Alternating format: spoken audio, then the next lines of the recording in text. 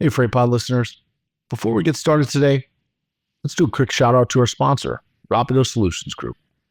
Rapido connects logistics and supply chain organizations in North America with the best nearshore talent to scale efficiently and deliver superior customer service. Rapido works with businesses from all sides of the logistics industry. This includes brokers, carriers, and logistics software companies. Rapido builds out teams with roles across customer and carrier sales and support, back office administration, and technology services. The team at Rapido knows logistics and people. It's what sets them apart. Rapido is driven by an inside knowledge of how to recruit, hire, and train within the industry, and a passion to build better solutions for success. The team is led by CEO Danny Frisco and COO Roberto Acaza, two guys I've worked with from my earliest days in the industry at Coyote. I have a long history with them and I trust them. I've even been a customer of theirs at Molo, and let me tell you, they made our business better. In the current market where everyone's trying to do more with less and save money, solutions like Rapido are a great place to start. To learn more, check them out at gorapido.com. That's gorapido.com.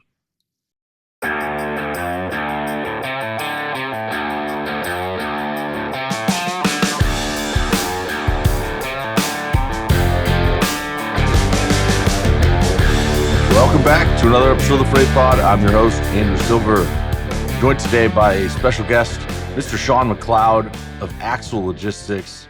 Axel is one of the most fascinating freight brokerages in the industry, one of the fastest growing over the last decade, and has done it in a way that is, just frankly respectable.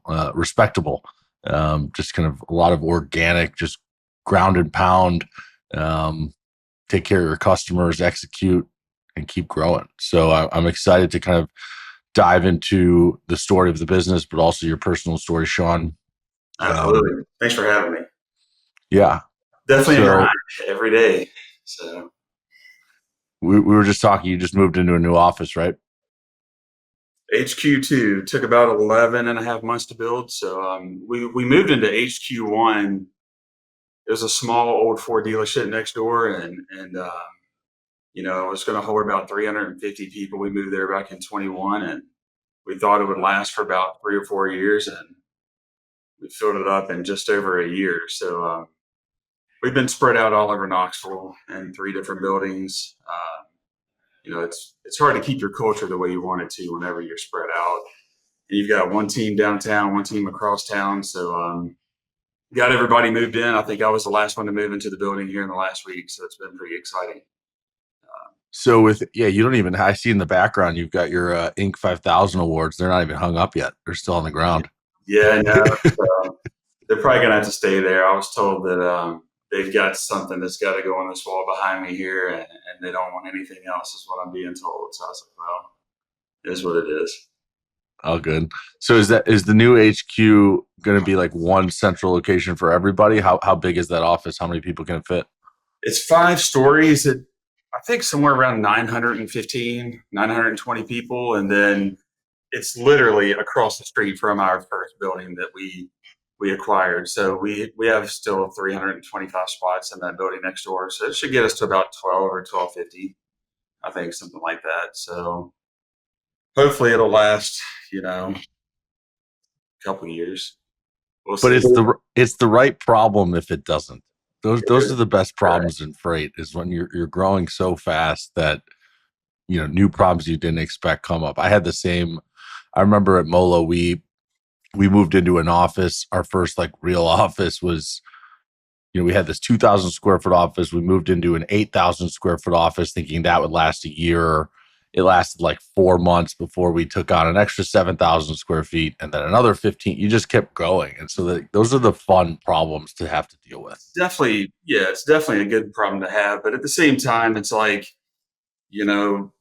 this industry is a tough industry, right? You've got to grind, you've got to hit the phones, and when you get separate, you start having these little cultures of poison that start to pop up, and they're harder to control if you're not in that building every day with the team. So it's also frustrating at the same time. But if we fill this one up here in the next year or two, I'm not going to be disappointed for sure. Especially the way the industry's been, it's tough to grow. We're still growing this year, but it's been it's back to the grind, pre-COVID, where you just got to hammer the phones and hit 100+ calls a day and see what you can get. So it's still fun. It's part of the joy of the job, right? That's why we Mm-hmm.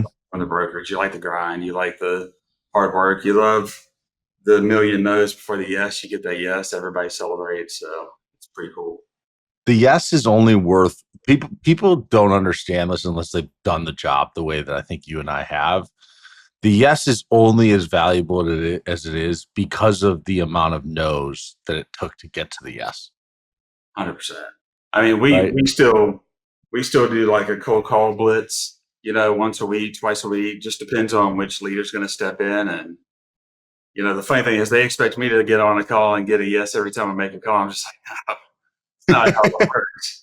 I'm going to sit here and I'm going to fail in front of you, and I'm going to stumble just like everyone else does, because it's cold calling. You don't know what's happening on the other end of the line, and these young kids right out of college, they're just like, well, I need a yes, I need a win, but give it 6 or 8 months, make a lot more calls and take some practice. So you got to sell yourself. I love that. We used to do these kind of cold call blitzes too, and I would just they're just fun to set up. They're fun to manage. They're fun to watch your team just compete and go at it. But I love what you just said about your team, like the young reps expecting when you go and hit a cold call that it's just going to be so much better and there's going to be a yes. It's like, it doesn't matter if it's you, if it's me, if it's 30 years experience. It's an even playing field when you make a cold call, because the person on the other end, they don't care who's calling. They're generally not looking for that call to come through, and your ability to convince. I mean, I remember doing that myself in front of reps, and it didn't matter how experienced I was. As soon as that phone started ringing, I even got some of those nerves. And as soon as they picked up, you feel like your stomach almost dropped. Like, what am I going to say? I might ask about the weather right now. Oh no, it's exactly right. I mean, I'm a big tone guy, right? So if you pick up, yeah, what do you want, right? And they sound like they're angry, and it's like, man, what should I tell this person? Maybe if they use me as a provider, they're not having an issue right now. But it's like, you just sometimes have to throw it out there and see what's going to stick. I always get the butterflies when you call still, even today. I mean, 23, 24 years in the industry, but you want to do the right things and say the right things. That way, the team that's listening to you will learn. But at the same time, you're going to make mistakes, and we try to tell them that. But it's just part of it. It's fun. I still sell it today. I tell everyone, to hold accountability out here on the floor. I mean, I still put up numbers like everyone else does, and I hold myself accountable to it that way. I can go out. I just go out and talk trash, to be honest with you. Walk the floor every day. What did you land yesterday? I landed one. This is the opportunity I have. That's the fun part of it. You've got to. Otherwise, it's like, well, you're sitting in that back office. No, look at this code. Look at this load that just picked up, and I did make decent money on it. So That's awesome. Still got to do it today. So yeah. I mean, there's something about connecting with your employees in that way that I can tell. Just you and I don't know each other. For the audience, Shawn and I have, I think, met once and exchanged words a couple times, maybe a few times we met, but we don't know each other well. But I can tell just from the first 5 minutes of our conversation with how you're talking that I bet connecting with employees is one of your strong suits or skills. And I could tell that one of the ways you do it is by, I guess, empathizing with their role and participating in the role with them. I think that's such a valuable, there's kind of two ways that you can lead a brokerage, and you have to do all the things, behind closed doors. You have to have the private meetings and make the hard decisions about, can we keep hiring? Do we need a freeze? Do we need to let some people go? Like, do we invest here or there? Whatever. Those things needs to happen. But at the same time, being a relatable coworker while being the boss, being someone who understands how hard it is to succeed in a role, and being willing to sit down and do that role with people. It's not full time. It's not like you spend all day, every day making phone calls, but showing your team that you're willing to do the hardest job in the building alongside them, I guarantee earns so much respect. And being able to kind of like trash talk in freight is like, someone Yeah. might hear that and think the wrong thing, but like it's a way to connect with your people and motivate them and push them in a way that they appreciate. I feel like. Would you I mean, agree? I absolutely. I managed 6 people. I think it was the most I ever managed. When I came to Axel, and I still remember. They were a very close knit group. I think I was hire number 21, and I'm just sitting here. I'm 2 weeks in. I'm like, man, how am I going to relate to this team that's here? And I just started grabbing the phone, right, and I started booking trucks cheaper than they were on their largest customer out of Texas at the time. And when I'm buying 50, $75 less than they are, finally there were one or two guys in the company at the time that had the respect of everyone else, and they were kind of the leaders of the group. And finally he just said, you know what, team, like, we better listen to this guy because he's sitting here making us money, booking freight that he's not even getting paid for, and he's booking cheaper than we are. And you just, from then on, it's like, you know what, I've just got to set the example. I've got to get out here and I've got to grind like the rest of them. And I've always been that way. They used to pick on me at one point because when we expanded, we had our first expansion. We were in the same office. We tore down a wall between offices, and they were giving me a hard time because John, one of the owners, put me on this like little pedestal, like a foot tall pedestal. I had this, like, I was like a judge at a bench, right? And This is a literal pedestal, not a metaphorical pedestal. no, this was they built this like 10 by 10 square and put my desk up above everyone else so I could see across the floor. And I had this like gavel that a judge would use, and I would get up there and just start hammering cold calls, and I would smack it as I got a win. And you would see people lined up just waiting to talk to me. It was the funniest thing, and it was embarrassing at the time, but now that I look back on it, it was pretty funny. But you've got to get out there today. I mean, it's like anyone else. You've got to set the example. You've got to, like, when I look out now, I'm looking at the sales floor and I see guys running around, and you can see the ones that are scared to call in front of people. They're walking off with their headset on. It's just part of the game. But I've always been the guy that just gets, deep in the weeds with everyone else. If I sit back here, I feel like, I love getting in front of a customer. I feel like you kind of lose touch with the industry if you're not also out there helping do things yourself. If you sit back here and look at numbers all day long and talk about who we need to hire or how much or what's the next move from a technology standpoint all the time, then I feel like you lose touch with reality. And then you get out in front of a customer and you don't know what to say anymore. But yeah, it's always important to set the example. You've got to get out there and grind. You've got to throw yourself in the deep end. It's what we tell everyone, and I still do that all the time. Especially Something you got to do that. something you just said really struck home with me, and it's with respect to, like, you hear people often talking about data driven decisions, and I 100% align with the idea that you should leverage data as much as possible to inform your decisions.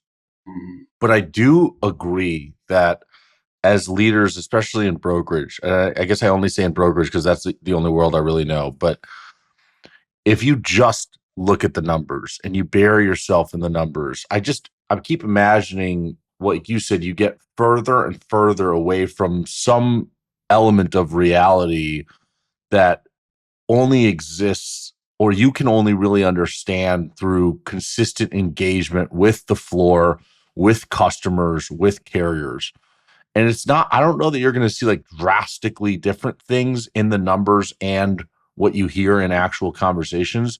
But I do think you miss something for the leaders who just kind of bury themselves in the numbers and live and die by the numbers with every decision they make.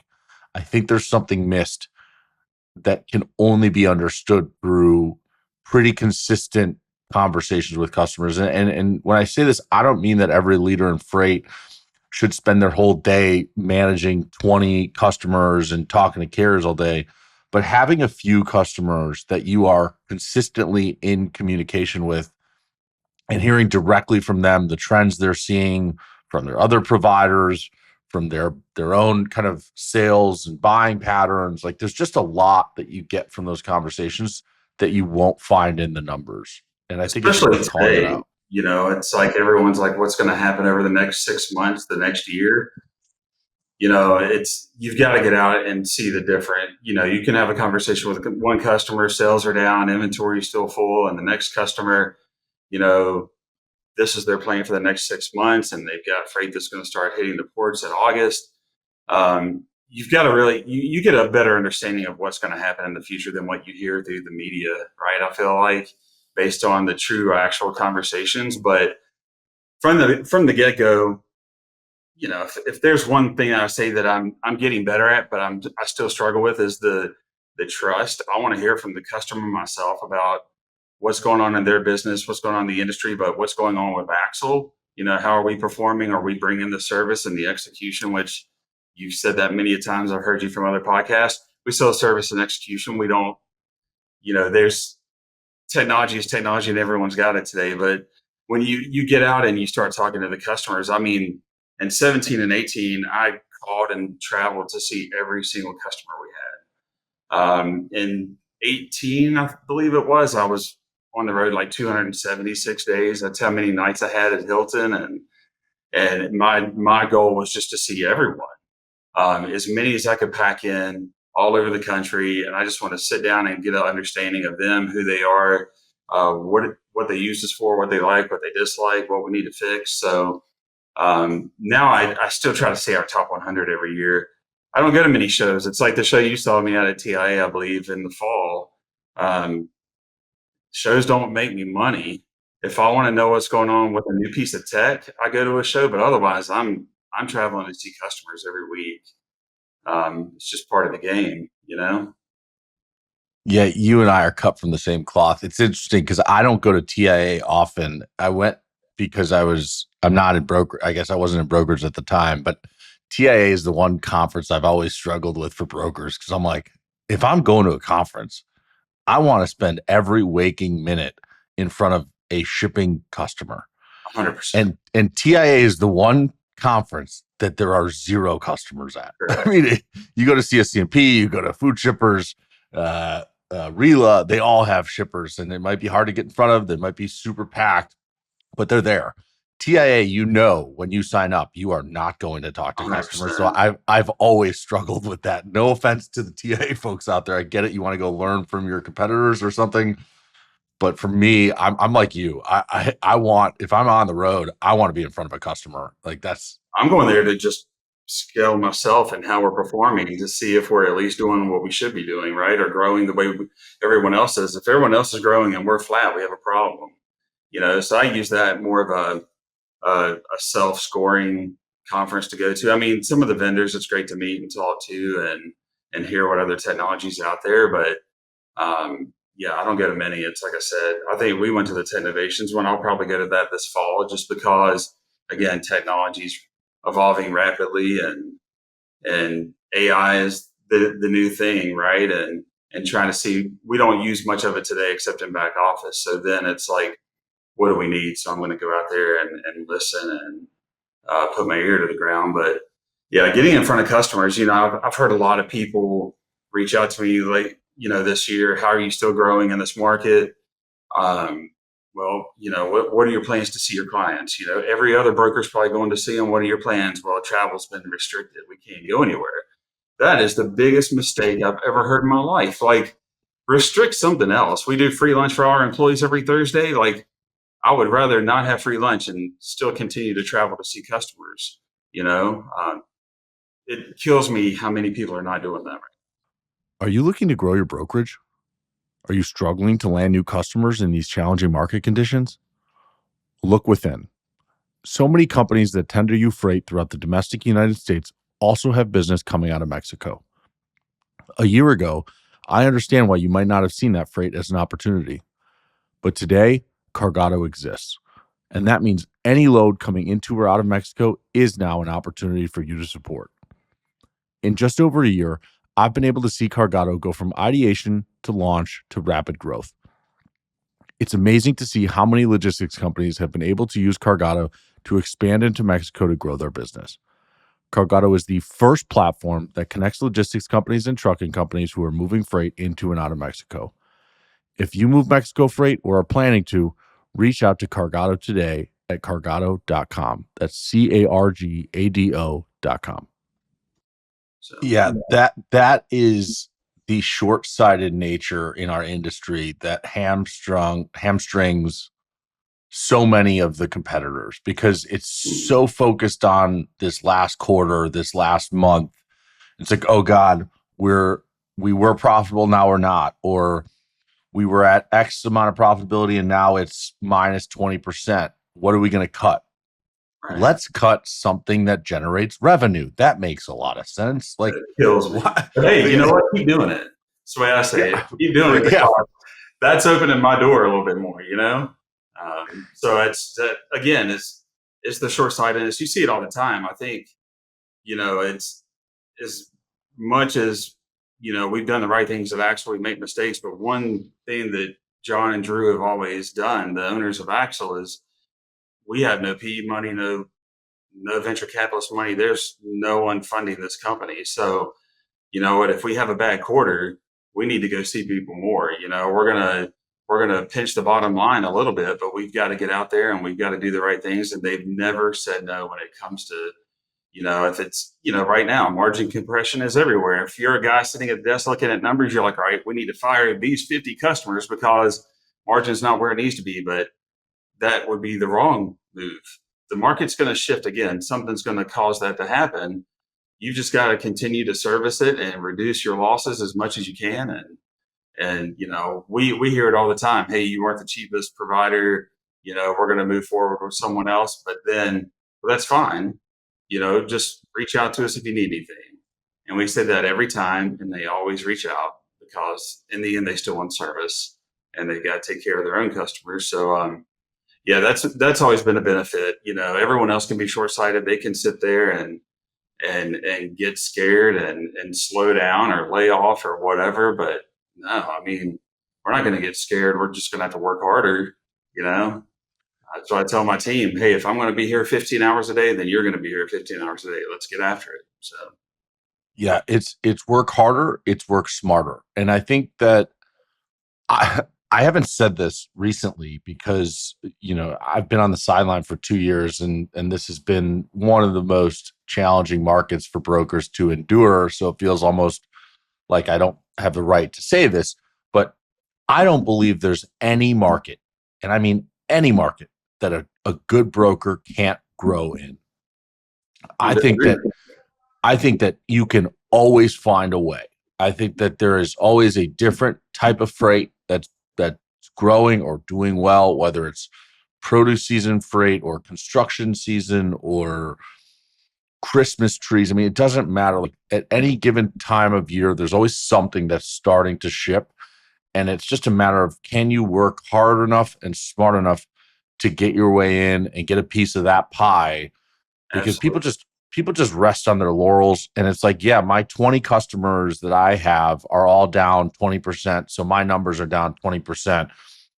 And then that same person is making like 10 or 15 calls a day. And it's like, well, I think I understand what the real problem is. It's not the market. It's, you can't control the market.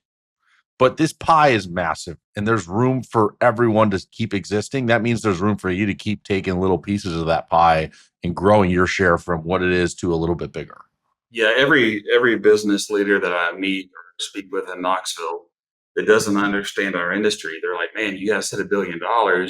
You've got to be huge. Like, how much room is left? And I'm like, you don't get it. Like, I'm still just a little speck on the map, right? And the hard part is really just getting people to figure out different ways to be creative and find leads. That's where we fight today. Everyone's just continuing to hammer through our CRM and run over the same stuff. And I told them, I'm like, do you know what an atlas is? I remember, my days at CH, I still had success.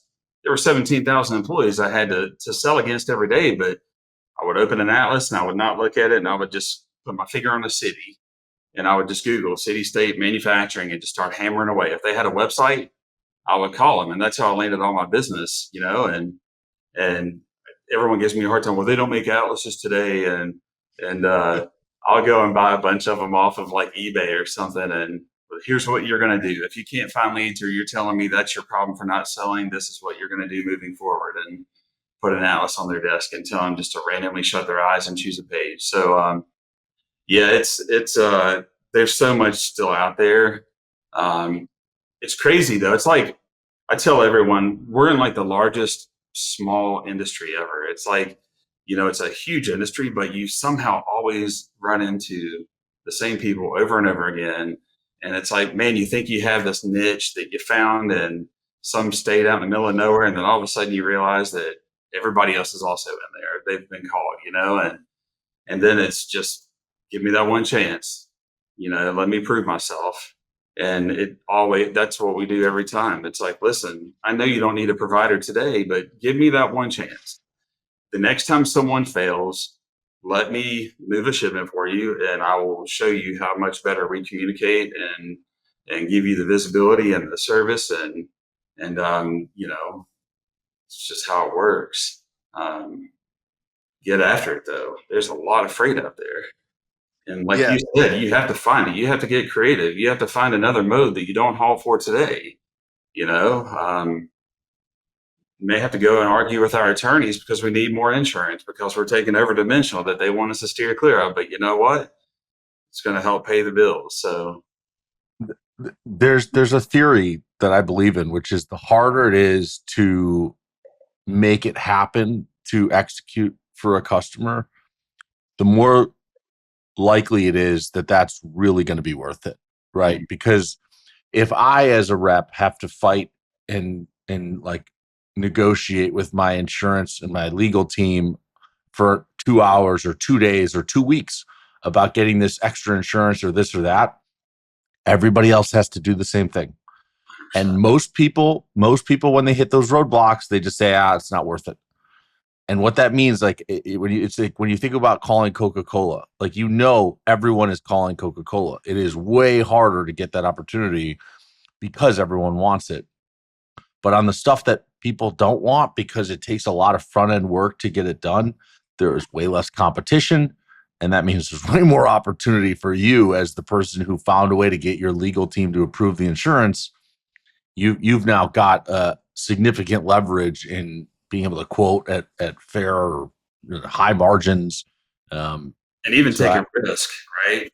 That's where, I hear a lot of people, that I've worked with over the years. It's like, we can't take this opportunity. How in the world did you get your foot in the door? Well, you've got to be able to take the risk.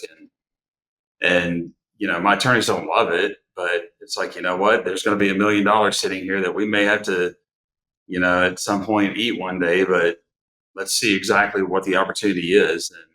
And you find out it's well worth it to take that risk. And we do it a lot. But we stay within our means. We make sure we have good coverage. It's expensive. And we want to make sure that everyone's taken care of and we don't put us in some weird liability position. But you know what? We're willing to roll the dice. You have to. You got to see what the opportunity is. I can't say no. That's my problem. Let's see what happens. I don't. We don't alter documents like I probably did 20 years ago when it's like, you just need a cert holder. Let me just take that on there and send it to you real quick. But it's part of it. That's so funny. It reminds me of two stories, two completely different ends of a spectrum. One being a perfect example of the kind of customer like you could say no to, but you just don't want to, and you want to see what happens. And for me, at one point, I'll say we were hauling money for an armored security company. Wow. And it was just pallets of like nickels and quarters. And I think we had to have $1 million in insurance to make this happen. And it would be like 4 pallets of quarters, and which is a ton of quarters, obviously. But I think it was like a load from maybe Philly to Atlanta that we were paying someone like $8,000 to move for us, and we were charging $13,000 or something, like, because there's no one who's willing to go through the effort to get approval to move that kind of money. But you figure it out, you find the right carrier that's capable of doing it, because someone is doing it. Like, anything that's moving or has to move is currently being moved by someone. So there's a way. And then it's a matter of, can you figure it out? See, and it's funny you say that, because I said that 100 times yesterday, walking the floor, everyone's in this building. It's like, figure it out. Like, here's this opportunity. They need this, this, and this, figure it out. How's it going to happen? Go out there and see them, see what everyone else is doing today. Can we maybe lease a piece of equipment? As much as, my attorneys wants to stay away from leased equipment as much as possible for the liability issues. If I can figure it out, make it happen, it's going to be worth it long term. And then it's their job to figure out how to protect us. Right. So that's the key. You got to fight every day. I mean, it does wear on you sometimes, but it's the grind, but that's the fun part of it. Every day is different. It's everything that you and I and everyone else, that's been in it for the long term. A lot of people can't deal with it. Like, we have more turnover than we want, just because it's the grind and work-life balance. And it used to be everyone, loved a big paycheck. Now it's like, let's make a mediocre paycheck, but I just want to be able to get off at 5 p.m. And no, we need you to come here and grind and figure it out, at least for the first 2 years. After that, it'll ease up a little bit. But then you have other problems, because now you're going to be a manager here, and managing people is tough. So yeah, that's my thing. People, they just want to like turn off the switch and they want the easy way out of an opportunity. And I'm like, no, figure it out. If not, I'll give it to somebody else. And the minute you say that, we're like, no, just wait, so yeah, nothing's ever changed. It's still the same industry as it is now. I would be afraid to home money today, because the fraud that's out there that we're fighting is just unbelievable what we're seeing. But yeah, we'll still figure it out. Yeah. So I have two thoughts to that. One being, you mentioned like having more turnover than you want. There's something about the right kind of turnover, and it too. It's like, if the person doesn't like, this is a lifestyle. Moving freight is you have to be committed to the lifestyle if you want to be good. Yeah, you can probably leave the office at 5 every day and pull it off, but you have to stay available. Like, part of the beauty of kind of technology today is I can execute most things from my phone that I need to, or I can pop on my laptop quickly from anywhere and get it done. But it's just being available to forward an email or make a quick call for your carrier or for your shipper that you have to be able to do sometimes at 7:30 at night. Or it's the difference between succeeding and failing. And customers have a short memory. So it's like, you could be 99% on time for 500 orders, but on that 501st order, because you didn't respond to the email at 6 p.m., the driver didn't get the right PO number, so he didn't make the delivery on time, and now you're getting blown up. And the 30 brokers who have been waiting for the opportunity for you to screw up, one of them is getting a phone call now. So absolutely.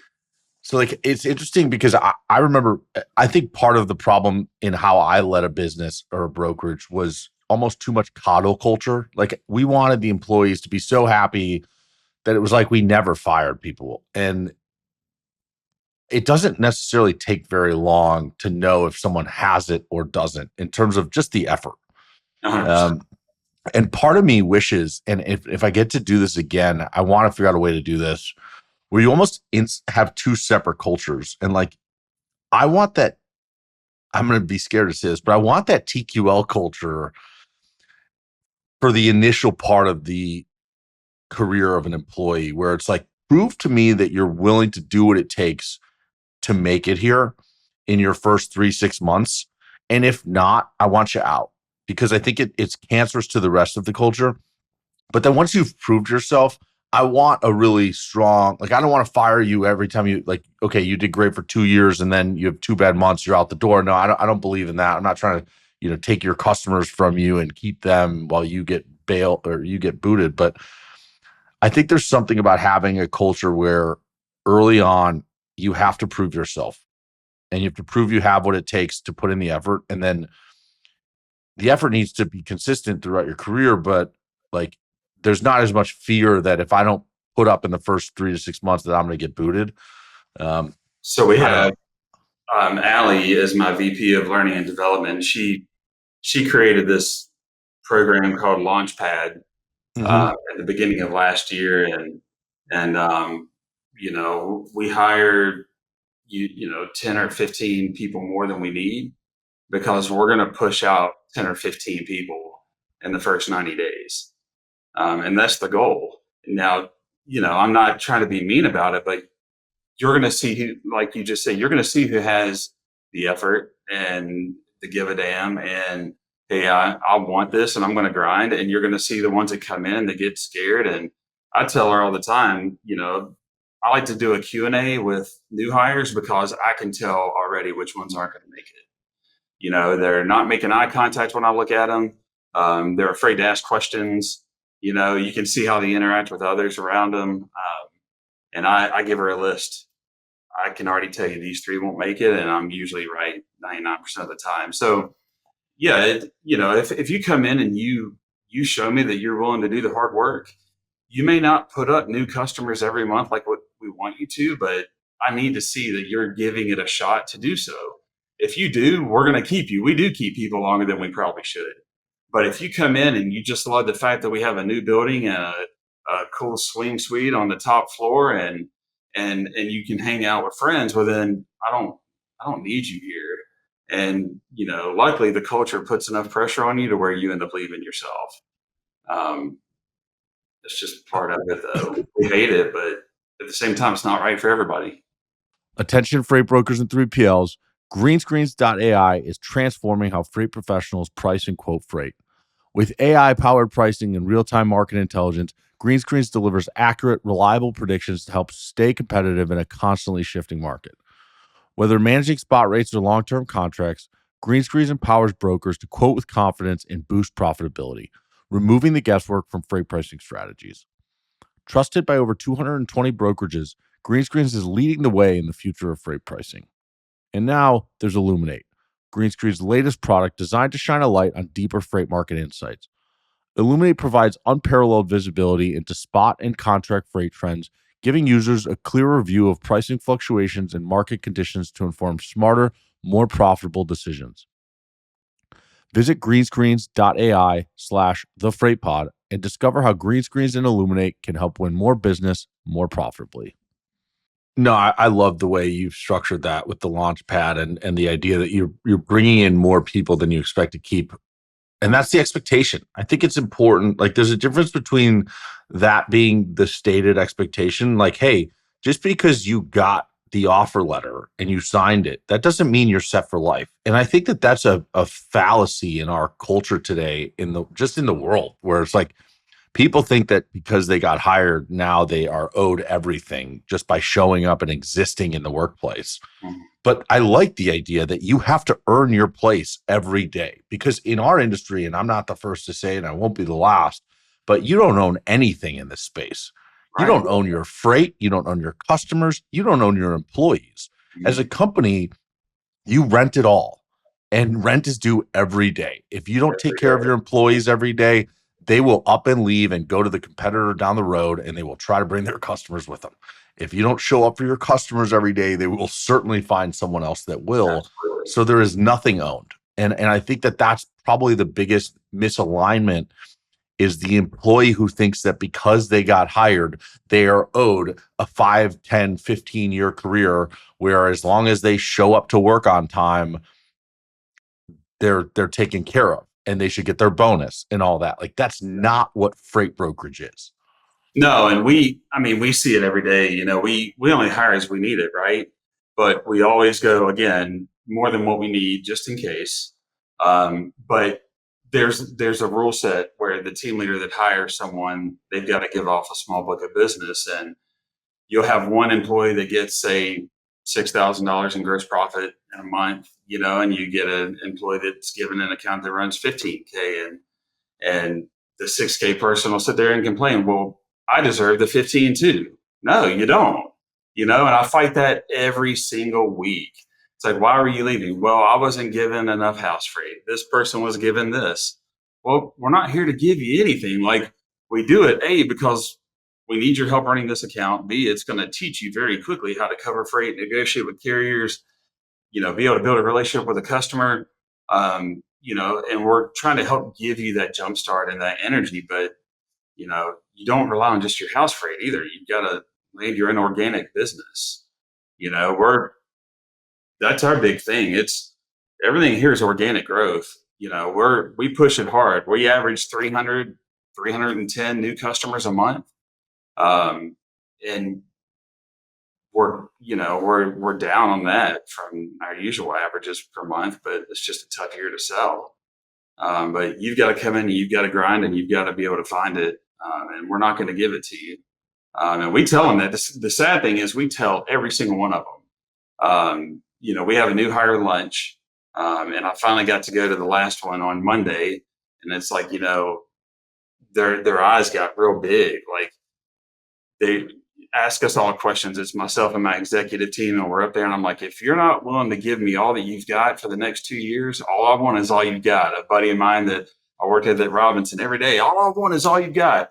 If you're not willing to come in and grind and give it your all and deal with the lack of work-life balance for the first 2 years of this job, leave today. Like I will walk you out the front door. I'm not trying to be mean. It's just not for you. And I don't want you to waste your time or hours and in 6 months realize that, it's time to go on and move somewhere else. That kills me. I take it personally, just like, you probably do and the rest of them. It's like we've been through the grind and we've had a great run and we've grown to where we want to be and we're going to continue to scale, hopefully, at the pace we've been scaling at, but I take it personal. If I call you and you don't answer your phone, what's the first thing you ask anybody in this company? You call them right now. If Shawn McLeod calls you and you don't answer and you call him back, what's the first thing he's going to say? What if it was a customer calling? It's like, I say that every single time. Do they say, I would have answered? It was you. Exactly. I didn't want to talk to you. I'm on the auto delete. I know I am with some of them. But yeah, man, it's just part of today's, kids. My son started 2 weeks ago and I'm on his ASS over there. It's like, hey dad, let's go to lunch. Hey Cool. dad, let's go to lunch. That's like, too bold. we sat down. I was like, what's your margin percent for the day? Huh? Yeah. I mean, you're operating freight. I'll put him in an ops role. I don't want him in the cradle-to-grave model. I covered freight for 3 years of my career in the brokerage world. And I feel like you learn a lot more than just diving right into sales sometimes. And even though 80% of our company is cradle-to-grave, but he's like, well, I don't know. How many loads have you pre-booked for tomorrow? I haven't yet. It's 1 o'clock. Why not? It's like, I was just on him. He's like, we probably won't do lunch again for a while. I was like, yeah, probably not. I love that. But you gotta teach him early, How old is he? 23. So he's fresh out of college. Fresh out of college. Yeah. I went on my first beach vacation last week without him because, man, I can't go. No, you have a job, man. You're working.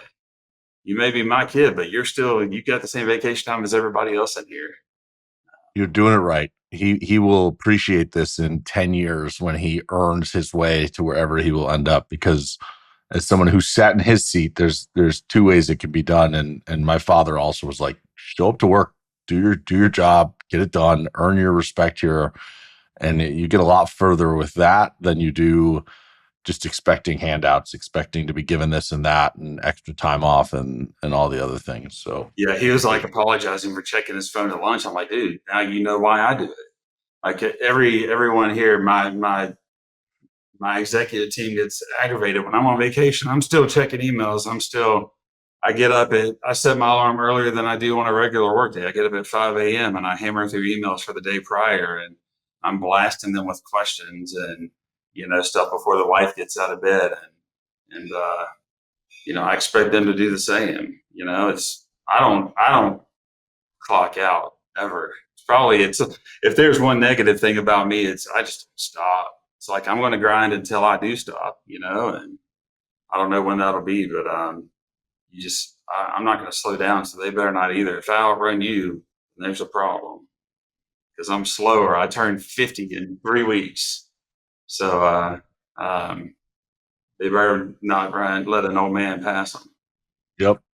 So, 5-0. You've been doing this a long time. You said 23 years you've been in freight? yeah, I graduated college late. I graduated high school in 93, 94. I tried to play football and couldn't do it. I was small and got my tail kicked in. And so I got mad and I quit college for 4 years. So I didn't graduate school till I was 27. And I worked in retail at Lowe's and I was looking through the help wanted of papers. I was tired of working, 70, 80 hours a week for 23 grand a year as a manager at Lowe's Home Improvement. So I saw a C.H. Robinson ad in the paper from the local branch manager at the time. It's like sales, no experience needed. Need someone that doesn't want to leave the area. So I applied, and that's how I kind of got into it. But yeah, I started late, so I didn't start. I think '03 is when I got into Robinson. End of '02, beginning of '03, something like that. So yeah, it's been wild. And what was your kind of experience at Robinson like? I mean, I would never say anything bad. They taught me everything I know, right?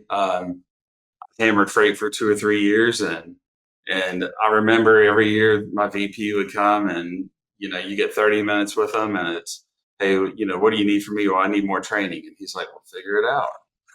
We have a big network of people. Call and see what you need. And so then I got tired of covering freight, and I told my manager at the time, I was like, what's next? And he's like, well, what do you want to do? I'm like, I don't know. Let me try selling. And he's like, well, then go figure it out. And I would sit in this conference room, and we had this plant in the corner, and I would nervously pick leaves off the plant until one day he gave me a piece of paper. It's almost like a fake write-up, like, you just destroyed my plant. And in the room, because I would get nervous cold calling, but I had to figure it out. And then, I had really good success landing. I landed like an outsource for LTL and a couple large truckload accounts, and then the accounts grew to the size where I had to become an account manager, which I think they put me as a CAM at the time, and they used to have this application process where you do a business plan front and back of one piece of paper, and you try to get your own branch, and tried that twice. And the first time I submitted it and never heard anything. The second time, made it to the very end. Then they said, well, we don't like your location, and they kind of put me on hold. And then 2017, we had like an economic downturn, so they told me no, which I'm glad they did now. But at some point they just said, listen, your best fit is you build great relationships with customers, and you can go on site as a SAM if you want to grow, but this is it for you. And I was just like, well, probably time for me to move on. And my buddy drew me to Schneider on the truckload side, and I survived all of 90 days. Could not stand selling truckload. I don't like telling a customer no. By truckload, you mean like asset truckload? Assets, van okay, truckload. just wanted. Right. Okay. Had to Just sell worth assets. clarifying. And, I brought a lot of opportunities over those 90 days, and every time we don't have enough drivers, we don't have enough equipment. And I'm like, well, I'm tired of telling them no. And so then I remember the last meeting I went into, my manager at the time, it was his first visit with me, and they told me no, so I sold their brokerage side. And he wrote me up in the parking lot. He's like, we're van truckload, we don't sell brokerage. I'm like, but we're still the same company. He's like, it doesn't work this way. Out. See ya. Called somebody at CS Recruiting that I had met, and she said, you know what? I know these two guys in Knoxville that may have what you want. Go talk to them. And that's what brought me here. So it's crazy. And so you came in at the time. What year was it? 2016. February 16 is when I started at Axel. We were about 15 million. They did 15 million in 2015. Yes, you said it was like 20, or you were the 21st employee? 21st employee. And today the company is how many people? We're at like 684, something like that. So 9 years from 20 people to almost 700, and navigating what is probably being known now as the most challenging freight depression we've seen. I think it's interesting. You said 80% of the business today is cradle to grave. Can you talk a little bit about the model and how you navigate? Because I think it sounds like you also have some of the kind of ops split model, maybe to support large enterprise accounts. How have you been able to kind of grow so much over this time? And it doesn't feel like you're on the far end of the tech solves all problems spectrum. It feels like you're more on the ground and pound, do the work, show up, service, and execute, and you can grow. So I think this is kind of, I love this because this is my style. And I think it's kind of it's a shot to all the people that think that AI and tech are going to come in and replace all the people, because companies like yours have, I think, yeah, exactly. Good luck. Companies like yours have proven that this model works even today. And so I'm just curious if you could talk a little bit about how you guys have achieved such phenomenal growth over this time period, and how the model kind of works to make that happen. So, with the cradle to grave, that's how the owner structured the company in the beginning. And when we added the split model, the outside sales, account development, ops side, it was solely because we had larger accounts that we just noticed that accounts would get into a cradle to grave. You're only going to go for try to win the business that you can actually handle within that team, right? And so if you have a team of 5 and you can realistically operate 15 loads per person per day, while still trying to sell and land new business before you can promote someone to start their own team, then we just realized it was holding us back. So, I had a buddy of mine that I knew from the CH days that he was in intermodal, and we sold a couple large opportunities at CH together, and I told him that we were going to start this division, and I wanted him to come lead the outside sales team. So we threw 2 or 3 large accounts over there, and we gave the reps at the cradle to grave. It was either split your profit or be an account manager and move with the account, because when you're a team leader here, you in cradle to grave, you still have to manage people, which is tough, and you're managing accounts, still selling and managing people. So yeah, we started the split model, but the split model, it's enterprise level, higher volume, lower margin, and that's been a struggle this year. And it's been a struggle for the last 2 years to really get your foot in the door from a large volume perspective. They haven't needed help, right? And so we still continue to see the cradle to grave as the hub of the company today, and it continues to scale and take us to the next level in terms of growth. So it's been fun, but it's difficult to sometimes manage because we still have huge accounts that have built very large networks of teams over here that should be an enterprise account now. But we're just you sometimes unfortunately turn salespeople into operators, and I don't like that, but we've had to do it because I don't want to take away the pay structure that we have for that team. So it's been great. We had our biggest year in growth during COVID, and I think we went from 176 million to 521 million in 1 year in 2021, and we just didn't take advantage of the market. My motto is always volume is everything. Volume is everything. The market, it's like an investment market, right? The market's going to dictate my rate, which means the market is dictating my profit. All I can do is continue to go out there and find new business and grow volume, and hopefully it's all profitable, and sometimes it's not. But yeah, that's always been the case. Just continue to scale. And with cradle to grave, you just touch. You get that more like intricate service piece of it. Hey, I am the person that's soliciting to you today, but I'm also going to be the person that you're going to call if you have a problem. But I'm also the person vetting your carriers and moving your freight. So you get that higher level of service, where sometimes on the split model you don't. You have a carrier that's covering freight for 5 different customers, and you've got to wait 15 minutes to get a a response if you need to know where a truck's at. And I hate that delay, but during that COVID growth, we said as a company, we're going to keep our margins right here. We're not going to take advantage. I've got friends who, hey, if you're not making 25% margin, you're not going to take that freight during COVID. That's crazy. That was asinine to me. It's like, no, we're going to leave our margins where we need them to be. And we're going to just continue to take volume. And that's what we did. That's why we jumped so much in that 1 year. And it was, talk about a hard time of figuring out how to get all of these hires. And we're hiring 50 people a month and teaching them to sell and operate in 30 days or less. And I kudos to Allie and her team. They kicked ass. They made it happen. You get someone that has no idea what's going on in this industry, and within 30, 45 days, they're landing customers and operating freight. I mean, that's a pretty big deal, and ever since then, the more people you have in cradle-to-grave, the more people you have cold calling and scaling. And that's just how the model's been, and we're not going to change it. It's like everyone's like, well, you can't operate $1 billion company cradle-to-grave. No one's been able to. Yeah, you can. You can just keep hiring people. Margins are that's the problem. It's like what you said earlier. You have a team that's looking at the numbers and not at the opportunity, and they stop hiring.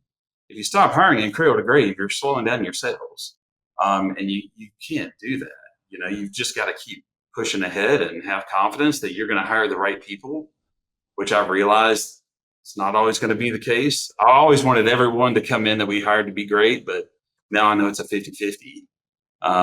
But you can't slow yourself down. You got to just take a chance and keep putting bodies in the desks, hammering the phones. And that's what we do. At MoLo, we built a great company, and I'm proud of the work we did. We knew when to ask for help, and sometimes that meant going outside of our own company. I'm proud we built an ecosystem of trusted partners like Metaphora. When we needed differentiated industry expertise in business consulting or technology services, we looked at Peter, Ryan, and the team at Metaphora. They've consistently delivered value in the transportation and logistics space for over a decade for mid-market and enterprise brokers, for shippers, carriers, private equity, and freight tech companies. At MoLo, we use Metaphora to solve problems we simply couldn't on our own. Metaphora is the only partner you should trust to help you win, whether that's doing ops and tech diligence, growing revenue, optimizing spend, or selecting and building software. Go check them out at metaphora.net. That's METAFORA.net. Yeah, so I'm 100% with, like, the idea that you can't operate cradle-to-grave at $1 billion is crazy, because it's a math problem. And as long as the math works in terms of how you design the compensation for what the employees take versus what the company takes, and the company can make money and the employees are incentivized because they're making money and doing well, there's no number that you can't do it at. What I agree with, or what I would add, is like it is challenging to grow certain type of accounts in a cradle-to-grave only model, which we've talked about. And I think you had like, when I think about, if you put a business like yours with kind of two segments, one being cradle-to-grave and the other being the kind of split model designed to support the enterprise, the cradle-to-grave, if your hiring practices stay consistent and your training practices stay consistent and the quality employees stays consistent, whether that means 60% or 70 or 40% are good, and your turnover is consistent, the growth should be relatively consistent, and it'll flux up and down a little bit with the market. But the interesting thing about the split model, and especially working with a large base of enterprise accounts, that's where you do see more fluctuation, more volatility. And what the volatility looks like is, in a down market, you will see way more margin compression because it's way more competitive, especially these companies that are now using like the API spot quoting tools. It's just driving down margins. But in an up market, when things are booming, your margins can explode. I mean, you can really see an explosive growth on the enterprise side if you are a top executing performer and you're in with a lot of these companies that have, because when the market's booming, those are the guys who you see really explode. Like, we had similar, you guys actually outgrew us in COVID, which a little bit makes me irked, but not really. But you went, I think, won something to 5 something. We went 275 to 625. So you guys grew more. But like, I remember one grocery retailer who overnight we went from 75 loads a day to 200 loads a day. Like, that's something that you won't find in the cradle-to-grave model ever. And it's not a bad thing. It's just being able to manage both is a delicate dance, specifically around compensation. It's really hard to figure out how to always make people happy. You brought up earlier, like handing out house accounts. That was a nightmare for me because I did a lot of selling and you can't manage it all yourself. So you have to give it to people. But it creates a lot of animosity. Why did that guy get handed a top Fortune 100 grocery retailer and I got handed this small little thing? It's like, because somebody had to take over the account. It's not designed to screw you. It's not like this is part of the nuance of managing a brokerage that is challenging. And it's important to know that the people who are looking for the handouts are generally the wrong people to have in the business to begin with. You're The right. people who are always looking at why not me, woe is me, I deserve this. Those people are not good fits to begin with. Running two different models is tough. Our compensation sheet that we use, it's a nightmare to manage. It takes 2 or 3 people on payroll to be able to figure it all out. You've got people changing teams. If we have a gap somewhere and we need to fill it quickly, we're going to fill it. We have a guy that started with us probably a year and a half, 2 years ago, and landed one of those accounts last year. And, it was running 40, 50 loads a month. And then out of nowhere, 500 loads a month, 700 loads a month. It ran 4,200 shipments last month. And it's running cradle-to-grave. The thing is, though, if they can't figure out how to build the carrier relationships to make them be able to run more freight per head to where they can still sell, we do have to hire a lot more people to support that business. But at the same time, we're still holding them accountable to grow in their own book.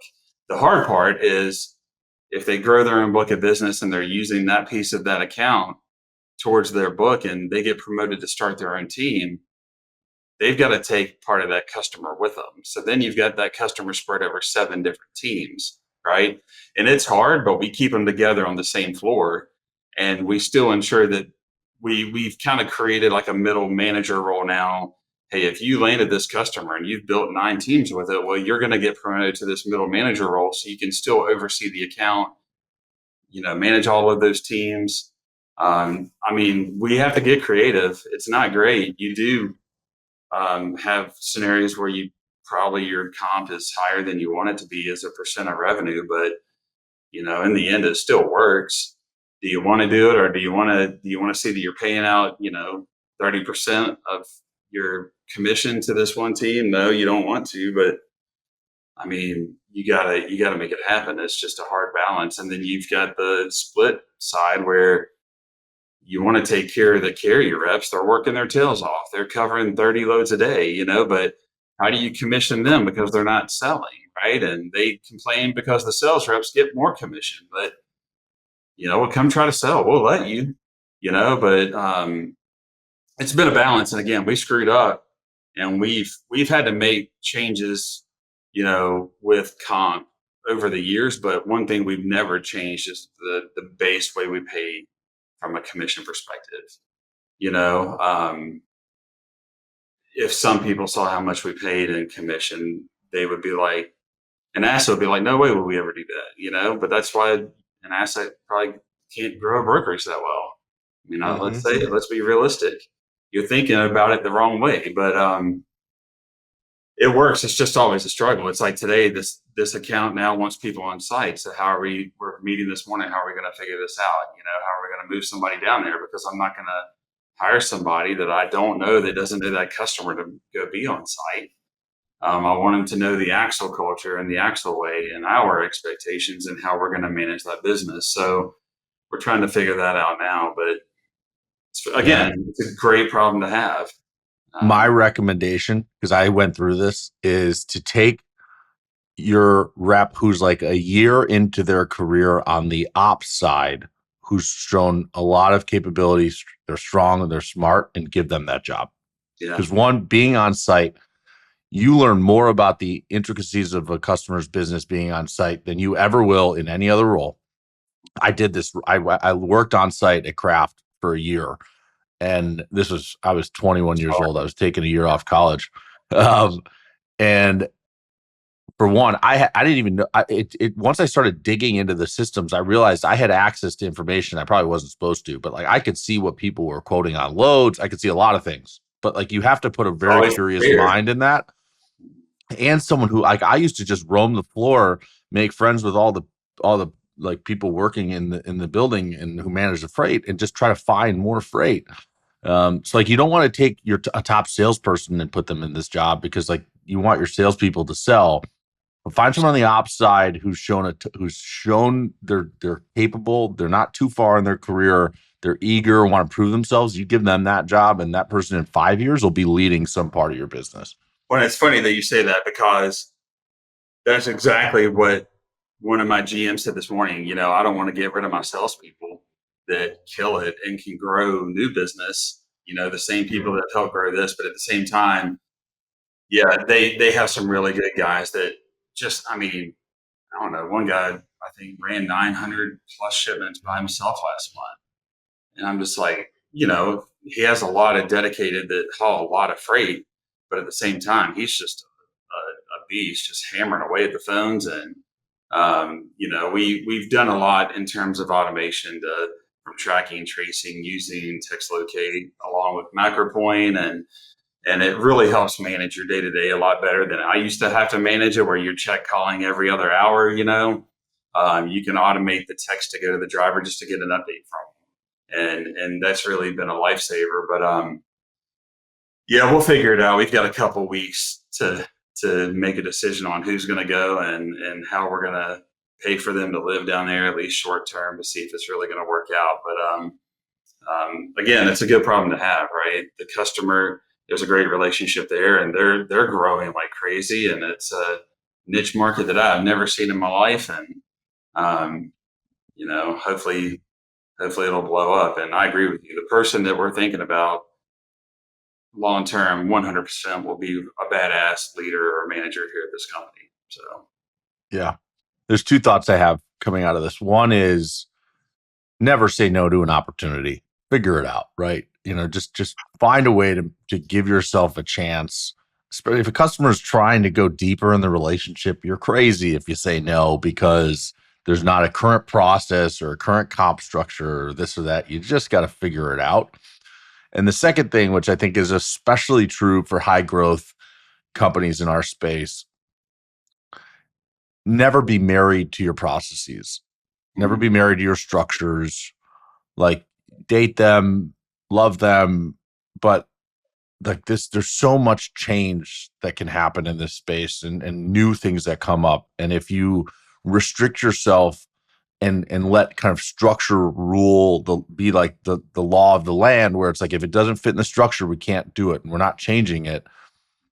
Like, I think you miss out on so much opportunity. But I also think the one thing you have to be so thorough and smart about is changing comp. We spent years wanting to change our commission structure. Our base commission did not change until like my last year, or like the last year and a half that I was in the business, even though we had talked about it for 3 years. We felt like we were paying too much for people just kind of maintain business over time, and they weren't necessarily incentivized to land new accounts. And finally, we made a change to it at the end. But and I think my advice to people who think about making changes, especially around comp, communicate as proactively as possible. Like, communicate throughout the thought process. As soon as you start thinking about changing the comp, talk to your team about it. Let them know why you're thinking about changing it. Because the only reason you should theoretically be thinking about changing it is because it should make the business better. And sometimes the answer is the unfortunate, and it shouldn't be, but sometimes the answer is, we created a structure that is not sustainable for the profitability of the business long term. And a smart employee can understand that. It's like, hey, if we keep doing this forever, the business won't exist in 3 years. So we need to make a change. But ideally, the change is, hey, we're not growing because we only compensate you on margin versus compensating you on new accounts, new logos. And we're making this change because we need to land new accounts.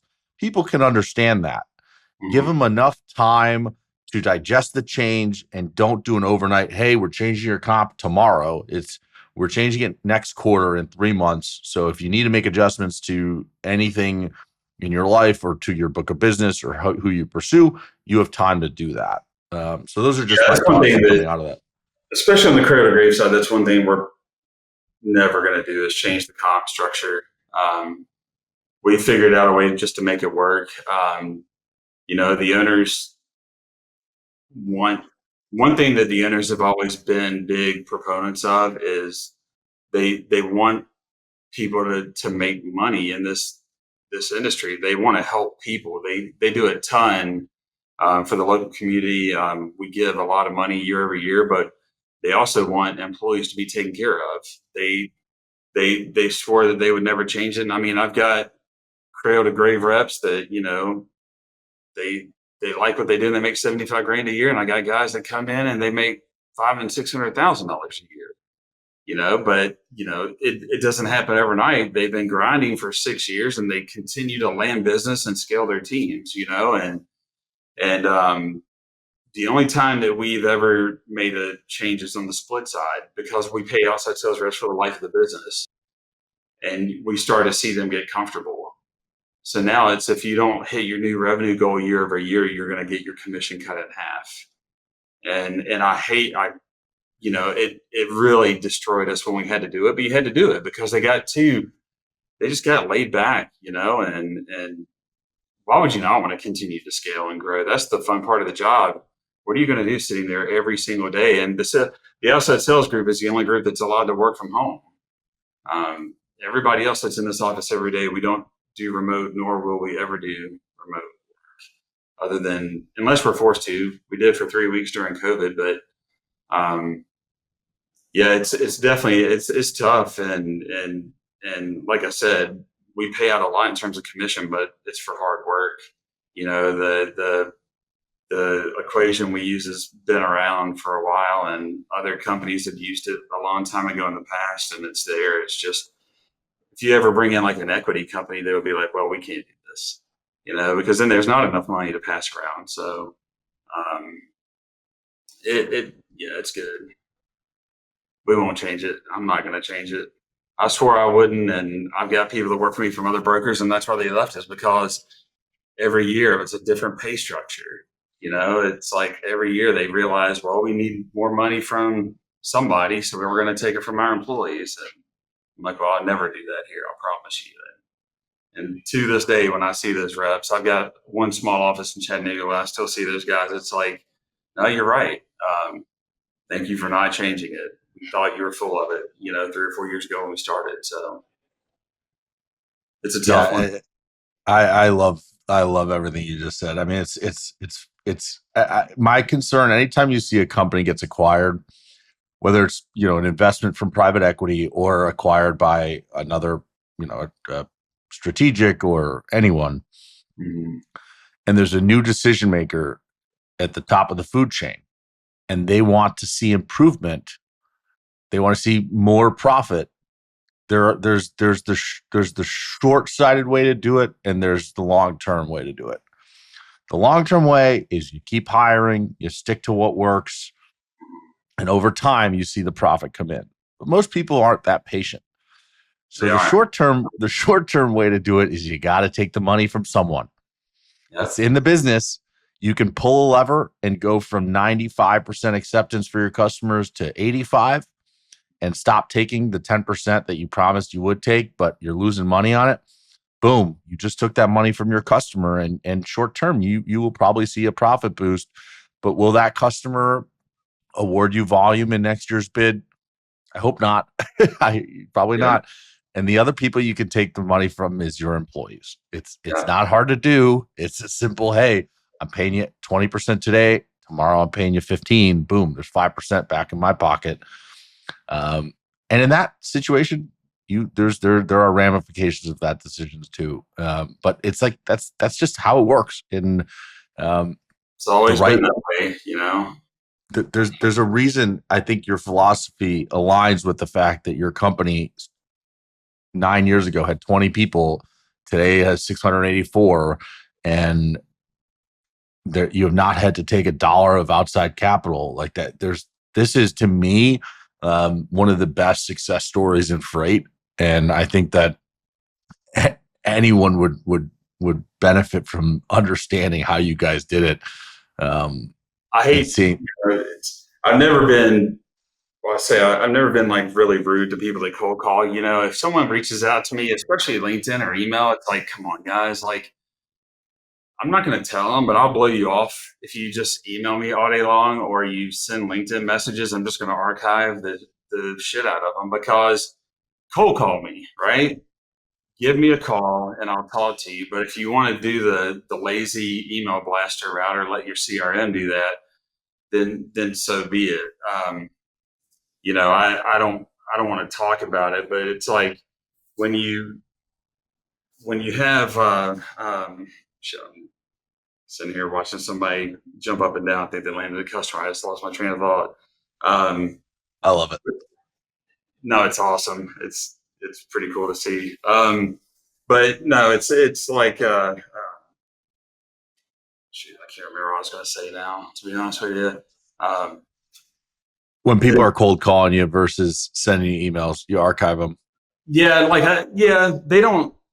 I don't talk to them, right? But if they do cold call, but there's something I was trying to get to. There's a point with what we were saying. I can't recall now, but it goes back to the same thing out here on the floor. Like pick up the phones. We have reps that, you know, they want to sit there and blast emails all day long, and then I look at their call volume on the sheet that's sitting right here that says a lot of red because they're just not doing the right things. But yeah, sorry, I gotta stop looking over there.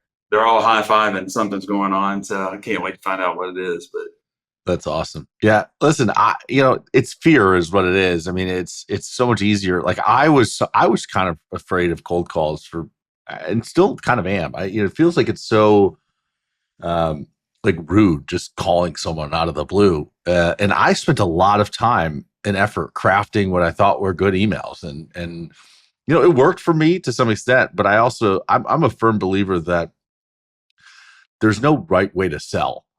yeah. And at the end of the day, you're selling to a person, and that person has agency over their decisions. And the best thing you can probably do is figure out a way to empathize with that person's position. I think the reason that you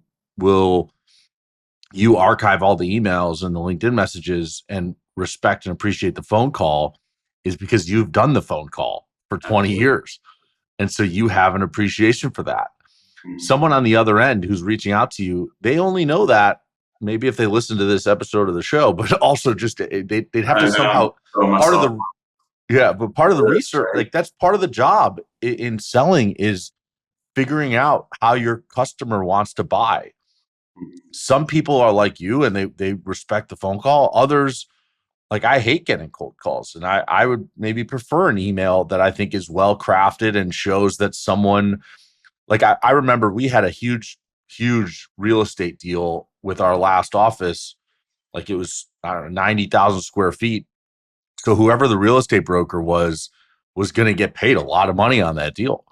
And the person who we used was, I went to University of Michigan, and this person sent me a cold email out of the blue. It was like 2 paragraphs, and it had so much insight into me as a person and my business that I was so impressed. I forwarded their email to my sales team, was like, this is how you cold email someone.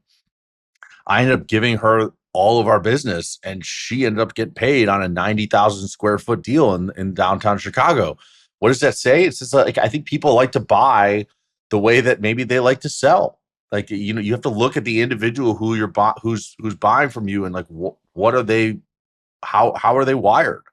I'm someone who likes the cold email. So when I get a good cold email, I respond to it. You're someone who prefers a cold call. You've done the cold calling and you respect that. So I don't know. I just think there's a lesson in there for salespeople that there's not one right way to do it. What you should do is try everything.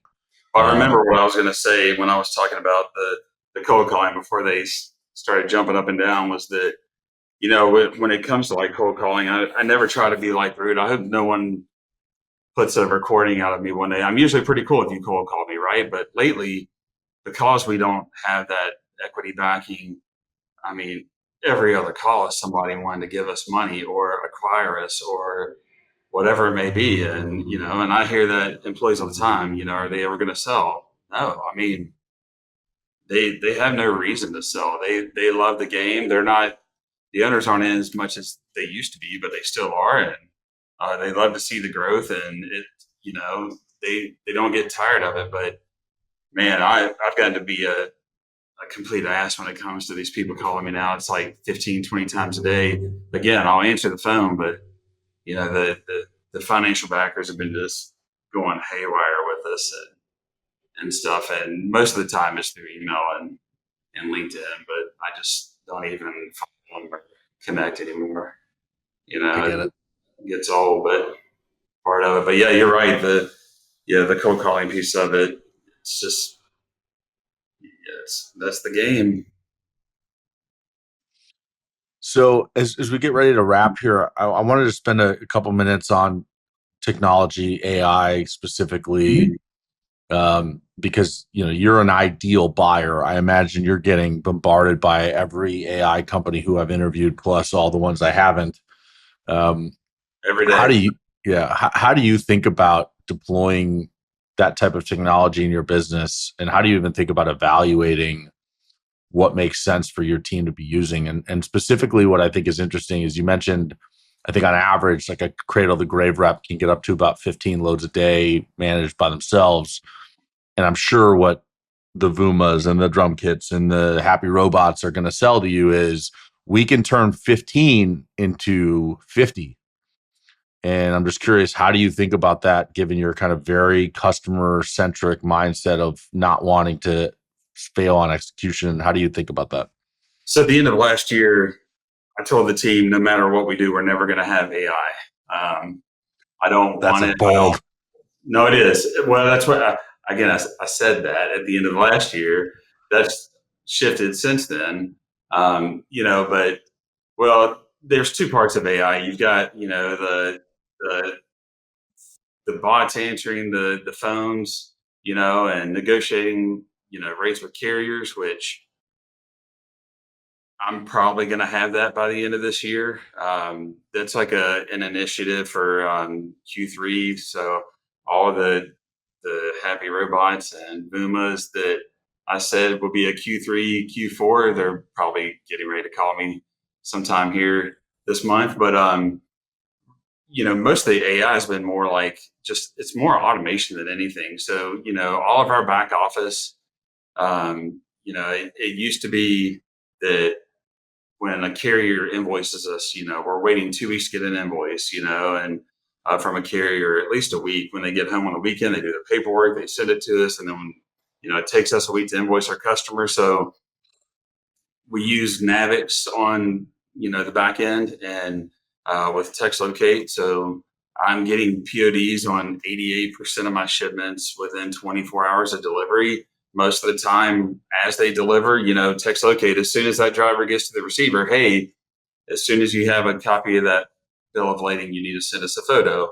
They take a picture of it and they send it to us, and TextLocate puts it into our system, and Navix takes it and uploads it and then invoices our customer for us. So I'm invoicing our customers in 72 hours or less, which has really turned around our AR. So I went from having 40 or 50 people to 3 that manage carrier payables and deal with just processing paperwork. So we've really automated the back end on the office side of things. But when it comes to that, but on the front end, we work with Vuma. Jesse and that team are great on right now it's more like auto reading emails and pulling rate data to them instead of having to have 5 tabs that you've got pinned where you go to rate view and then you go to truck stop and you go to every other tool that you use for rating. We now bring all of this data in, including our API bots that, Chad and AVRL are awesome. And we use them and we're quoting over 100,000 shipments a month. And The bots are more profitable than the people rating here on the floor. So we're winning at a good rate, and we're getting the margin that we need in a tough market. So that's good to see. But it brings in the bot rate. It'll bring in any other tool that you use, and then we also have our own tool that we built ourselves from a historical rating analysis, and it gives you a breakdown of your carriers and what their averages are and what we suggest to sell. So Vuma's doing that for us, and then Vuma's also partnered with McLeod software on the load building side. So, we still have shipments today that'll screenshot or snip an Excel sheet that says, here are the 15 shipments for tomorrow. Well, it's going to take that email, read them, and build them for you in our TMS. So once we have finished automating and all of that works, the last piece will be AI answering the phones. And it's going to be mainly on just the carrier side. From like a rate negotiation standpoint, I think I can control carrier offers a little bit better. Obviously, negotiations a lot better. You'll hear me 100 times a day. Just think, if you would have bought $10 less on this shipment for all the volume that you move, how much money you could have potentially made, right? So it's like we know a lot of that's going on in the industry today, and plus, the phones are blowing up all day long. So we don't want carriers that really need to get in and talk to someone, whether it's trying to book a shipment or they need something else. We're going to probably go that route with one of those 3 or 4 that you've already mentioned. I don't know who yet. We've still got to start that vetting process. I'm very loyal to people that I've met and spoke at shows that they persistent, but they don't annoy me when it comes to sales. And if you reach out periodically and you don't annoy me, then I'll probably give you an opportunity to at least come and pitch the way. So between Happy Robot and Vuma and a few others, we're going to talk to them at some point. But when it comes to the customer side, other than API bot rating, never. They need to be talking to a rep at all times. We look at response times for emails. You're supposed to respond to your customers in 2 minutes or less. You better learn how to manage your emails well to do that. You better answer your cell phone when we call, and we do have people that randomly reach out to reps to make sure they're answering their phones at night. I don't want customers talking to AI, but carriers they like it from what we've heard. The ones that we deal with. I mean, we're starting to get AI calling in on shipments to us, and it's weirds us out at first, and the reps like, should we even use them? Do we trust it? Well, if Highways vetted them and they fall within our criteria, then yeah, use them. It's going to go to that at some point, but it's not going to go. I don't want anybody reaching out to me that's going to say, hey, we can automate your emails for sales, or we can give you a salesperson to call for you and generate leads. No, you don't know us and you don't know how to sell us, so we don't want you for that. So it's mainly just going to be on carrier negotiations. That's also going to help us with risk. I mean, risk has been tough. We had 33 stolen shipments last year. We just, knock on wood, had one this year, but somebody, they impersonated us, and the carrier didn't know how to catch a fake email. So they rerouted the shipment in transit. Wildest thing. It's the first time I've ever heard that. So, I think if we automate the carrier negotiation side and the freight booking side of it at some point, that'll help us stay within the rules that we define for carriers to haul. And it also gives the reps more time at the desk to sell and manage their customers. So that's where we're probably going with it. But after that, who knows what's next? Yeah. There's inarguable value in just being able to answer the phone. I mean, that's I've not been able to think of a reason not to have the carrier AI tool just to answer the phone. I mean, what they say once they answer it, like if I trust them to book a load or vet the carrier, I don't know about that. I trust it'll get there, but the amount of abandoned phone calls that every brokerage deals with just because you post the wrong loads at the wrong time and your phones blow up, and there's just not enough people to, like, supply and demand to support the amount of calls that come in at a certain time. being able to make your bandwidth unlimited to answer the calls via AI, even if it's just to answer the call, take the carrier information and have someone call back, that's value that you just can't get with people unless you're way overpaying to overstaff at all times. Doesn't make sense. I agree. It, And, most customers are going to call the reps on their cell anyways, and so then sometimes that makes them ignore the desk phone that's ringing. And we just figured out a way to lock down all the phones at a certain volume. So now all of those phones are ringing because they'll mute it half the time. And that's unacceptable to me. But yeah, at some point, we're not taking care of the carriers the way we should when it comes to the inbound call piece of it. Um, it's weird. If you look up like our Google reviews, we seem to have a lot more Google reviews for a broker than most, and we're not as big as some of the larger ones out there that don't have hardly any. I don't know if they figure out a way to manage them or remove them or what, but it's that. the biggest thing you're going to find is it's just you don't answer the phone. Like, I'm being a carrier rep in the beginning of the industry. I've still got carriers that run with me today that I signed on through pen and paper way back in the day at Robinson. And you got to take care of them. If a carrier has an issue, you do it the right way, and you reach out to us. We're going to take care of you. If you want to throw a bad review, we hunt you down and we call you because we want to fix the problem. Sometimes we're going to leave the review out there because you know what, you're not happy that I didn't pay you what you wanted. Well, then don't take the shipment.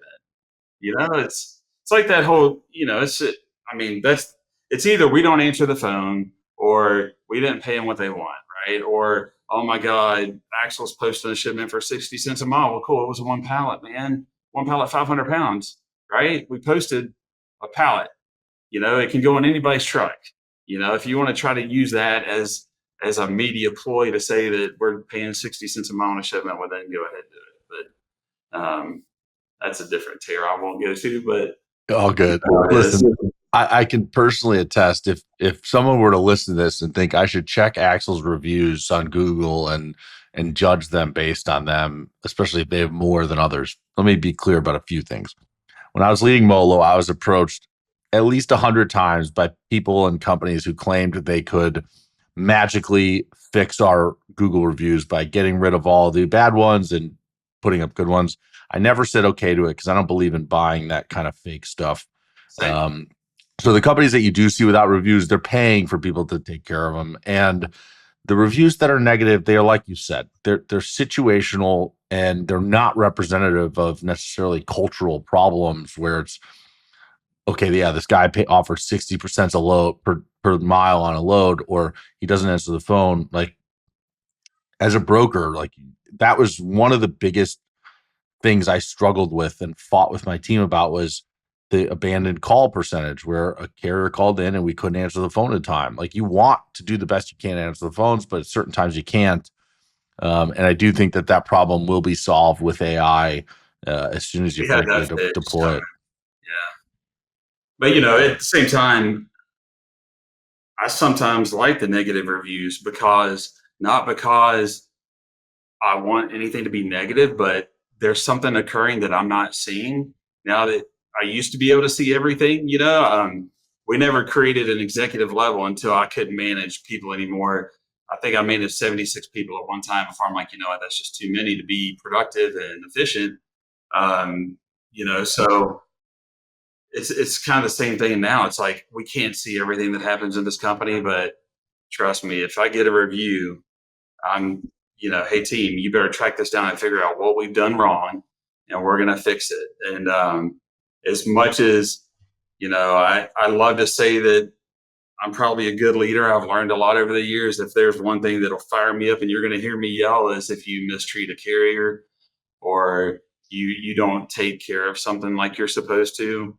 If, at the new hire lunch, again, we're not perfect. We grow at a rapid pace. We had 35 people in this class, and their job there is to meet their potential new managers, because when we do like a little bit of personality matching, but we hire a class of people and then the managers have to interact with them to figure out who they want on their team. And they kind of like fight for it a little bit. And well, you need to get more business in the next 30 days before they get out of training. And then maybe you can get that person, right? But So we kind of use it internally for a game, but when these reps are asking them questions and they're not, answering them, I'm like, man, not only are, you're not going to be able to manage this person, you're not selling the company, but if you're not answering questions here, you're not answering them on the floor, then you're not even talking to the carriers and taking care of them. Like I lost my stuff Monday and I haven't done it in a while. But I will go out there and I will rip some tail because in the end, I take it personal, um, you've got to just handle it. And some people don't love it if I'm yelling, but take care of people. So sometimes I like the negative reviews. It helps me fine tune where we have the gaps. I think that's well said. I mean, I used to comb like Reddit and Facebook, like Chad Boblett's group, and I would just search Molo and I would just look for any time there was a negative review and I'd send it to someone on our team. Tell me what happened here, figure this out, let me know what to do. Or I just call the carrier myself and figure it out, looking for the same things. Sometimes I would call into the company and because I was so frustrated by this, people not answering the phones or how are people answering the phones. And I would call in pretending to be a carrier and just personally rate the experience I was getting. And I think that's an important, I think it's hard to manage scale. And for people who are, I don't know if you're a perfectionist, but I think you want things, if in your ideal world, your values are represented on every phone call, in every email, in every interaction with the carriers, with fellow employees, with the customers. And you probably preach it consistently because you know that every deviation from those values, even if it's one time, that is losing you business. It's like every action we take is either helping us grow or it's hurting us. And it's even the action of how I respond as a sales rep, how I respond to the carrier rep who booked my load. That's either helping us grow or it's hurting us. It's creating friction between us. And you can't manage every conversation, but you need to be able to step in when you see little things like how your manager engages a new employee that is representative of how they're behaving across the board. And if that's with the managers, it's way worse than just a rep because the manager has so much more influence. Absolutely. And if that person's not behaving in accordance to the values, that is a killer to the culture, to so much of the business. So I align with they're also frustration. Yeah, it kills me. I'm not an emotional person, but when I talk about this place, I am, and I get so fired up. I get pissed off and I get teary eyed and I get all hyped up, and I don't worry about it anymore. I used to, but you gotta do it right from the beginning, and we've done a lot. I don't know how to say. I get upset now talking about it. It's like you want it done right, and I hold everybody out here accountable to do it right. We've got a good thing going, and I want everybody to be just as dedicated as me and care just as much as me. And if they don't, I don't want them here. So I let them see me get upset like this sometimes, just because I just it's a good business to be in. It's a great company to be in, and I want us to be different, and they say, how are you different? It's how we're going to take care of our customer and our carrier in the end. It's how we're going to present ourselves. There's a little bar across the street. If they come over and tell me, man, I'm like, how do our the one thing I ask the bartender is, how do our employees tip you when they come eat lunch, and I'll get mad, because if we were going to take care of you, then take care of your surroundings and the people in your community too. And, it's just little things that add up. And I grew up in a tough life. So, now that we've got this, I take it personal. It's not even my company. It is, John Drew's like, this, your company as much as ours. And, they take care of me, but, that's one good thing about it. When they hire me, I was not a good culture person. I wasn't a good, I wasn't a good leader in the beginning. I've learned a lot over the years, and I didn't have a ton of energy. And they're like, you run the business the way you want to run it, but you run the culture the way we want you to run it. And for the first 3 or 4 years that we worked together, it's, hey, this is what we're doing with the business, and then this is what we're going to do with the culture. And I just take it personal.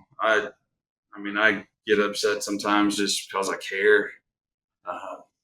That's what it is. I was gonna say that. I mean, people want to work for someone who cares, and I think that most people don't understand the way that you and I do when we say things like you have to take care of each other and you have to take care of the carriers and the customers. Like, it just sounds like words, but No. there's so much meaning when you get to the depth of what it really means, because it is in every single interaction. And there's a reason why you're looking at the reviews. Like, yeah, it's one shipment out of hundreds of thousands. But again, it's one shipment that's detracting from our ability to keep growing together, to keep building together. And it's a system that when it's working like a symphony orchestra, that's like it's beautiful, and everyone can win. But when there are cracks, it's like a sinking ship. Like, the water's getting in, and plug one hole, you gotta plug all the holes, and it's just really hard to do. So, like, having people, one, showing your employees that you care, being willing to get upset in front of them from time to time, even cry sometimes. Like, that's I just get teary eyed. I mean, my wife's like, man, you're more emotional with your work than you are with your family. It's like, I was just never, my dad's always a hard ass. I don't think I ever saw that guy cry ever. So it's like, I've always been that way. I don't like cry, but I get all watery eyed talking about it. mm-hmm. It's just, I want everybody to have a good life and work hard and take care of people and take care of others. And, this people are like, you're in freight, big deal. You move A to B. Well, you know what? All of these people, not just us, but the CHs, and the Mollers of the world and everyone else, we're the ones that were still working 24/7 during COVID to get product to the shelves when nobody else could take it. And not even us. We're just connecting the carriers that were willing to put themselves at risk and go out there and do it, and it's like, you are doing something for the world when you're in this industry. It's always, I think it's badass. I think it's a great thing. It's like someone else, like, we want to do something to help the environment. Well, we're doing something to help our world get product from A to B.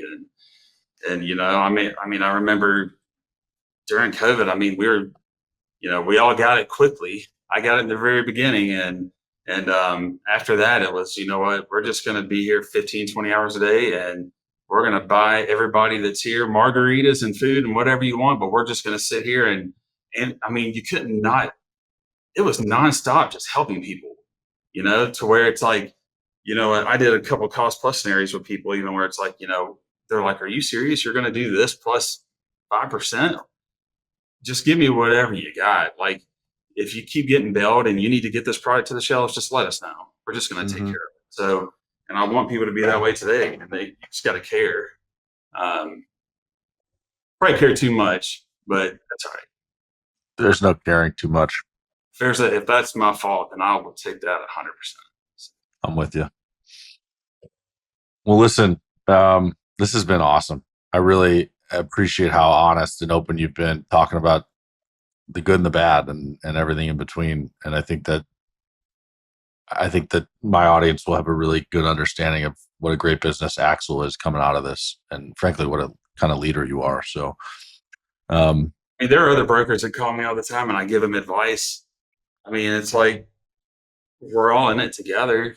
Again, you said in the beginning, our industry is there's a huge industry. It's a huge market. There's enough for everybody. It's like, you got to help each other sometimes. And, I remember someone made a comment a few days ago, like, man, you sure are open and honest. Well, I'm just going to tell you how it is. I don't want to hide anything. Now, I'm not going to tell you we've got like how we pay and how we structure our company, the things that we know set us apart and why people want to work for us. But, if you're struggling, I'm going to help you, and whether you're a broker or a carrier or whatever it may be, it's just, I don't know. I wish everybody would think that way sometimes. mm-hmm.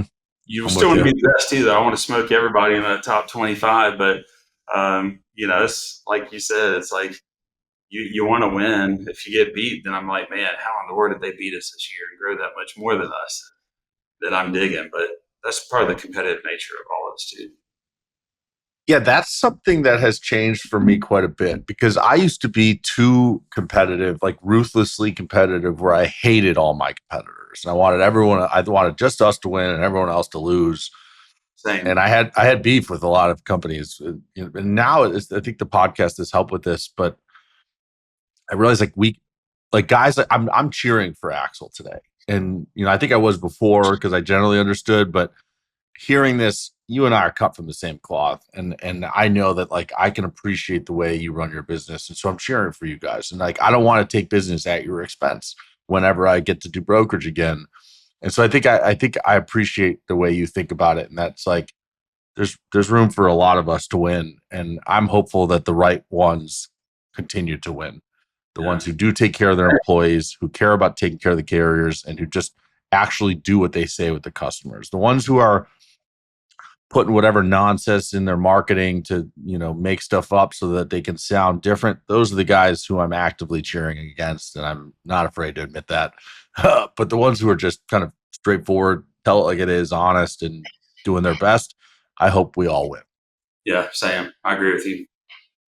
Day in and day out, man. It is what it is. I get fired. I don't look at LinkedIn as much as I used to anymore, just because I see some of the stuff floating out there from some of the other brokers. I'm just like, man, you're making a fool out of all of us. Like, just go away. But, there are a lot of really good ones out there too that, I agree. My buddies have started them, and are they going to work for them today? And, you want to see them all succeed. Hopefully I have better success, but I don't wish failure on anybody. It's just like, why do it? But I'm like you. I used to be the same exact way. Like, F everyone else. I'm glad to see you dropping and whatever. And it's not like that anymore. That's why we don't go to shows. It's like, you don't, what are you doing? Like, there's no point to prove, if I go and talk to every single broker at every single show every year, that's not going to grow my business. The customers don't know that. So, it's still good to get out there and network and talk to people and learn something you may not have learned before, or get a great idea. I hear that all the time, but yeah, I don't know. Love it. Are you going to get back into it one day, maybe?